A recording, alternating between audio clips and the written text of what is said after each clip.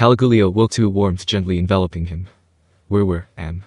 He had trouble remembering what he was doing before he came here. Panicking, he looked around, only to find himself resting in a somewhat large chamber. Joining him was a young girl with bluish silver hair, maybe 12 or 13 years old, and working on something with an angelic smile. Gazing at her from the side, he saw her holding her hand out above someone who was lying on their back. A dazzling light shot from her palm, pouring down upon the line of familiar-looking people on the ground. Is that Krishna? No. Krishna was killed before my eyes, wasn't he? The haze instantly dissipated from his mind as all his memories came back. They were at war, invading the land of monsters. Caligulio hurriedly shot up, attempting to shout something. But then he lost the ability to speak. Amazingly, the dead Krishna gently opened his eyes and looked right at him. Just like Caligulio, Krishna seemed pretty confused about where he was. His eyes followed the silver-haired girl around, unable to parse what was happening. She kept up her mystery work, apparently not noticing they were awake.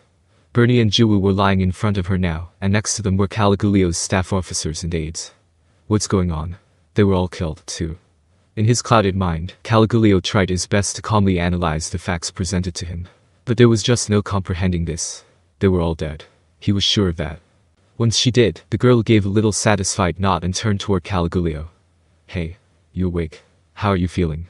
Can you remember your name? Her voice was casually unconcerned, but Caligulio didn't mind. Her charming looks were one reason, but the sheer presence she projected told Caligulio that any resistance was verboten. Now the girl sensed that something was amiss with Caligulio. Oh, did I mess something up? She asked, looking troubled. I'm pretty sure the spell went off without a hitch. From that, Caligulio realized they had all been subjected to some kind of magic. But what type? No. It can't be. That's ridiculous. Completely impossible. But his body felt just fine. Wait, there was one thing off. The power that once flowed in him, practically bursting at the seams after he was awakened, was completely gone. All he could comprehend was that something awful was happening. I'm sorry, aren't we dead? That gingerly asked question must have helped the rest of the group clear their minds of any cobwebs. Oh, you remember now. Can you tell me what your name is? Yes, it's Caligulio. Then a possibility flashed through his mind. Perhaps this girl might have saved Caligulio and his staff from that life-or-death situation. Did you save all of us, perhaps? What happened to that evil demon? He finally dared to ask it. Then. You'd best watch your tone around Sir Rimuru. The booming voice was familiar. It was exactly like the one that belonged to that blood-curdling demon. But an even more pressing issue was how he just mentioned Rimuru, the name of the demon Lord Caligulio had set as their primary objective. Now Diablo revealed himself to them all. A paroxysm of fear made Caligulio tremble, but the girl stopped the demon. I think some of you might have the wrong idea about everything, so let me explain. Yes, you're all dead. All the troops you led are dead, too, and I sincerely doubt there are any survivors. So it's not like I saved you guys or whatever. I did bring you back to life, though. Kahahaha. Truly an impressive, unheard-of spell. I would ask you to thank him for it, but you should at least be awed by Sir Rimuru's sheer greatness. Huh. Caligulio could do little more than grunt at this incomprehensible explanation. But nobody was laughing at him. Can you quit with that act, Diablo? My apologies. I simply want to spread the word about your magnificence to these poor, ignorant masses. Yeah, and I'm telling you I don't need you to. Nobody in the room had the energy to interrupt this little act. But after a while, the girl smiled at Caligulio. Anyway, looks like your memory is fine. Glad that whole ritual ended up working out. Okay, let's start from the top. I'm Rimuru. The Demon Lord Rimuru. I'm kinda the king round here. Nice to meet you. Caligulio froze. So did all the other recently resurrected. This little girl was Rimuru. The enemy, Caligulio and his fellows saw as an obstacle who must be eliminated. Part of the octagram. That Rimuru. And judging by the context, Rimuru appeared to be the one who brought everyone back to life. But there was one other problem. If I could ask you something. What is it? Caligulio, despite his trepidation, soldiered on. So you brought us all back to life. Yep. That's right. How could you? Well, the procedure's kinda hard to explain, but like, your souls are. No, I don't mean that. I mean how could you revive us when we're your sworn enemy? Oh, is that what you meant? The girl, the Demon Lord Rimuru, looked a tad relieved. It's simple, she blurted out. The war's still on, but you've all fallen into my hands. You're my pawns now. And that's why she brought them back to life. Caligulio stared blankly at her, unable to grasp her meaning. The Demon Lord Rimuru revived them. Who? Us. Astonishment, confusion, and fear filled his mind. The same was true for all the others who were recently revived in the chamber. And it would take quite a while before the dust settled. I left the confused Caligulio and his gang in their room, full of all the real important folks from his army, the supreme officers who led the imperial invasion. Like I told him, I brought them back to life so I could use them as pawns, and yes, it was Raphael that offered up the idea. Raising the dead. Ever since Xian's death, Raphael had been busying itself analyzing the structure of souls. Now it seemed like it was well on its way to figuring out almost all the principles. There was some concern about the success rate for this operation, but it looked like everything worked, which I was glad about. But it wasn't without its problems. First off, it weakens you a lot. Which, yeah, of course it does. I took all their soul energy out.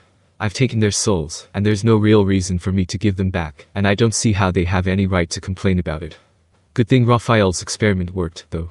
And since they're all back to life and everything, I'm gonna have all these fancy higher-ups take responsibility for everything they did.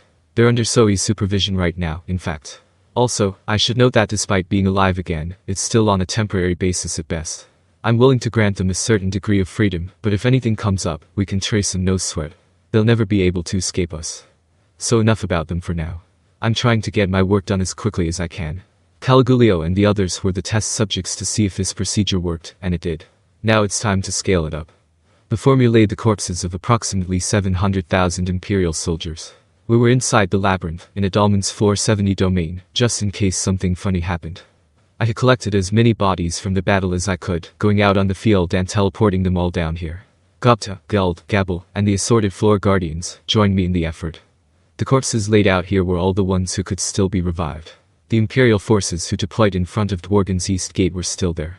That standoff remained ongoing. The 940,000 who invaded the Forest of Jur were all killed in battle, except for Misha, Lucius, and Raymond. Well, not all of them had bodies left. Ultima's nuclear flame kinda vaporized a lot of them, Tesseros's death streak scrambled the DNA of a bunch of others, and Carrera's gravity collapse turned a whole slew of people into piles of ash. But still, I'm never going to show mercy to anyone who invades my domain.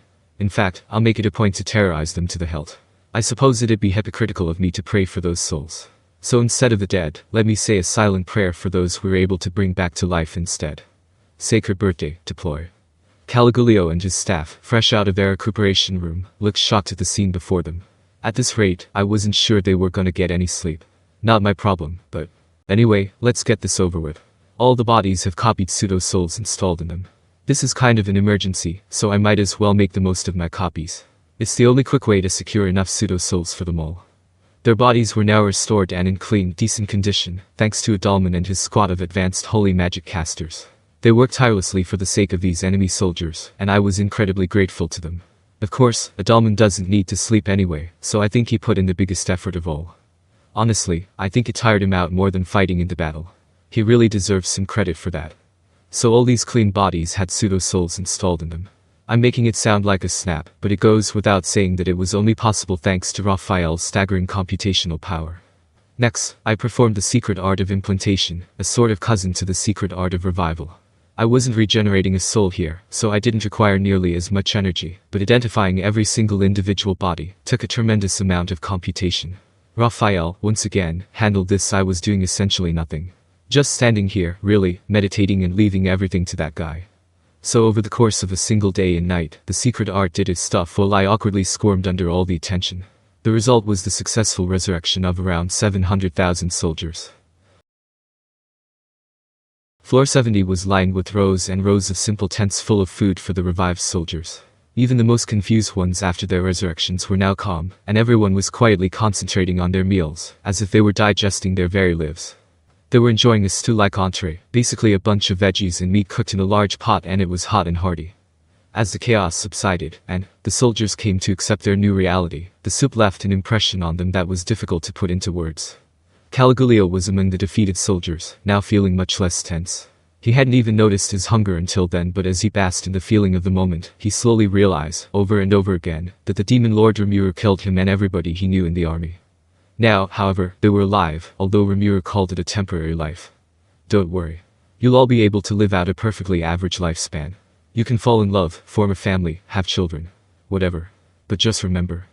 We've put some restrictions on all of you to keep you from doing anything bad to us. The curse on your souls will ensure that you're never able to act against us again. I hope we're all clear on that. That was part of the speech she gave once everyone calmed down. But Caligula was sure that curse wasn't necessary at all. Who would ever dare to repeat such foolish behavior a second time?